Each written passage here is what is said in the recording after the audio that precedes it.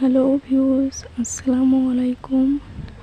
আশা করি সবাই ভালো আছেন। আজ আমি দিয়ে কিভাবে খুব সহজে একটি স্টার আঁকানো যায় সেটাই আমি আজ আপনাদের এই ভিডিওতে দেখাবো। আমার ভিডিওটি যদি ভালো লেগে থাকে তাহলে অবশ্যই আমার চ্যানেলটি সাবস্ক্রাইব করে রাখবেন পরবর্তী ভিডিও সবার আগে পাওয়ার জন্য।